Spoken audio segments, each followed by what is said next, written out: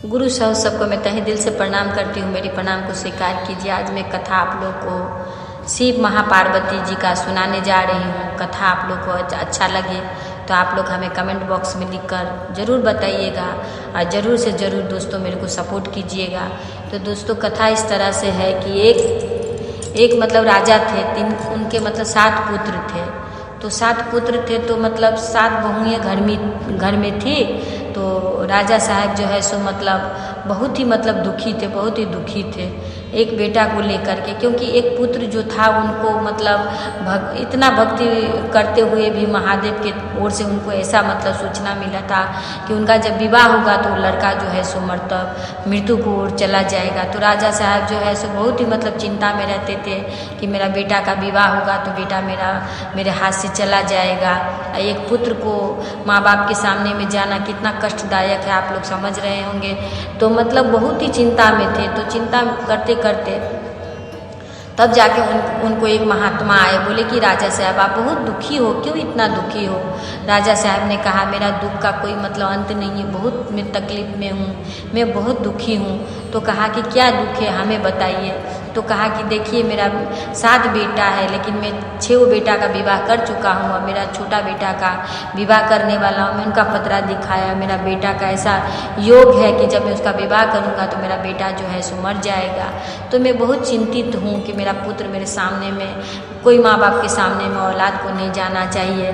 तो मतलब ये चीज़ जो है दोस्तों, ये रावण ने अगर सोचा था दोस्तों कि मतलब स्वर्ग का सीढ़ी बनाए और किसी भी माँ बाप के सामने में उसका औलाद इस संसार से ना जाए, तो उन्होंने कुछ सोचकर ही बनाया था। लेकिन दोस्तों अगर ऐसा होता कि अगर, तो फिर दुनिया में इतना, अभी तो इतना लोग है तब कितना लोग होता, क्योंकि सब अपना अपना उम्र से मरते हैं। कोई अभी जैसे कि देखिए कोई जन्म ले रहा है तो मर रहा है, कोई मतलब घर में है तो बीमारी से मर रहा है माँ बाप के सामने में, फिर भी मतलब कुछ नहीं कर पाते हैं लोग। तो मतलब ऐसा अगर हो जाता कि स्वर्ग से सीढ़ी नर्क तक बन जाता, या फिर मतलब नर्क से स्वर्ग तक, या फिर अपना माँ बाप के सामने में कोई औलाद ही नहीं जाता, तो दुनिया का क्या हाल होता आप समझ रहे हैं। तो भगवान ने कुछ सोच कर ही इस सृष्टि में ऐसा नहीं होने दिया।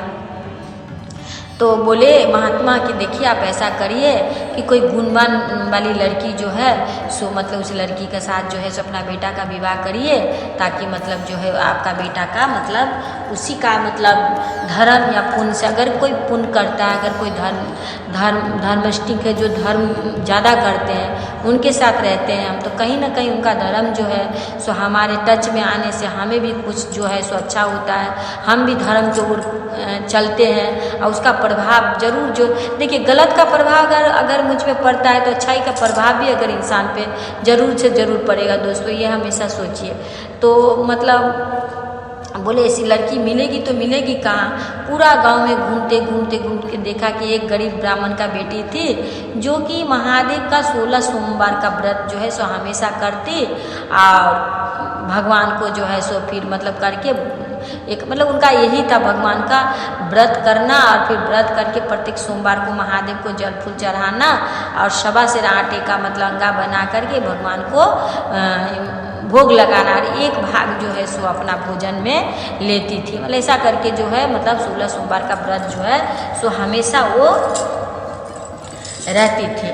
तो मतलब इस तरह से मतलब जो है सो मतलब उनका दिन समय जो है सो चलने लगा। अब वो ब्राह्मण खोजते पता चला कि इस गांव में इस जगह पर में इस तरह का ब्राह्मण का एक बेटी है। तो उनके पास गया, कहा कि देखिए ऐसा बात, मतलब शादी ब्याह होता है दोस्तों तो पूरा खोल के हमें अगर ठोक बजा कर अगर करेंगे तो कभी प्रॉब्लम नहीं आती। तो उन्होंने कहा कि देखिए ऐसा बात है कि मेरा बेटा का भाग में लिखा हुआ है कि मतलब शादी के समय मेरा बेटा जो है सो मर जाएगा। तो मतलब मैं ऐसा लड़की चाह रहा हूँ कि मतलब वो लड़की के पुण्य प्रताप से जो है सो मेरा बेटा का दीर्घायु हो जाए और मेरा बेटा को जो है सो कुछ ना हो।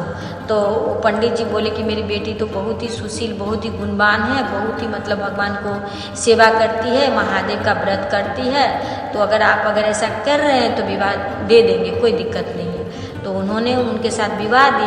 अब जब वो शादी करके आए घर में विवाह हुआ उनका, तो लड़की तो बहुत बुद्धिमान ज्ञानी थी।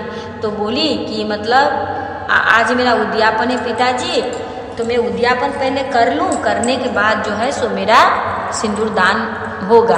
तो उन्होंने कहा कि विवाह के दिन ही मैं उद्यापन रखूँगी। या विवाह के दिन ही उन्होंने उद्यापन रखी।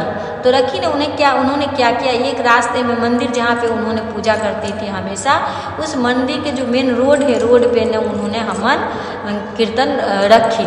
तो महादेव, अब देखिए जहाँ पर कथा पूजा पाठ होता है, महादेव का खास करके अगर पूजा पाठ हो तो भगवान कोई न कोई रूप में मतलब आ ही जाते हैं। तो वहाँ पर महादेव पार्वती आए तो किसी रूप में। तो ये लड़की तो बहुत गुणवान थी, समझ गई कि इस राह से गुजरने वाले कोई और नहीं मेरे महादेव। तो उनका माता पार्वती का, भोलेनाथ का अपना चरण पकड़ ली और पकड़ करके बोली कि हमें, तो उन्होंने कहा कि दीर्घ आयु का वरदान दिया। तो बोले कि माताजी, पिताजी ऐसा करिए कि मेरी विवाह होने वाला है 2 दिन बाद, तो आप हमें जो है सुहागवती का वरदान दीजिए। तो उन्होंने कहा कि सुहागवती भव। तो जैसे ही सुहागवती भव, तो अब देखिए महादेव पार्वती जब आशीर्वाद दे दे कि सुहागवती भव, सुहागिन हमेशा सदा सुहागिन रहो, तो फिर मतलब कोई कुछ कर सकते हैं क्या इस दुनिया में। तो ऐसा करके उन्होंने वरदान हासिल कर लिया अपना ज्ञान से, अपना बुद्धि से उन्होंने ज्ञान हासिल करी। और करके फिर वो राजा का बेटे को उन्होंने मुक्त किया, उनसे शादी करी। और करके हमेशा हमेशा के लिए दोनों पति पत्नी प्रभु का गुणगान करते रहे, फिर इस संसार से विदाई लिए उन्होंने। तो इस तरह का गुणगान, इस तरह का प्रभु का भजन कीर्तन हमें संसारिक जीवन में जीते हुए भी करते रहना चाहिए, ताकि किसी प्रकार का हमारे ऊपर में कष्ट या दुख ना आए। तो इसी तरह हम लोगों को भी चलना चाहिए। इससे हमें कुछ सीख मिलता है कि हम लोग को भी इस तरह से चलना चाहिए, इसी तरह से पूजा पाठ हवन कीर्तन बीच बीच में करते रहना चाहिए दोस्तों। तो मैं आप लोगों को प्रणाम करती हूँ, मेरी प्रणाम को स्वीकार कीजिए।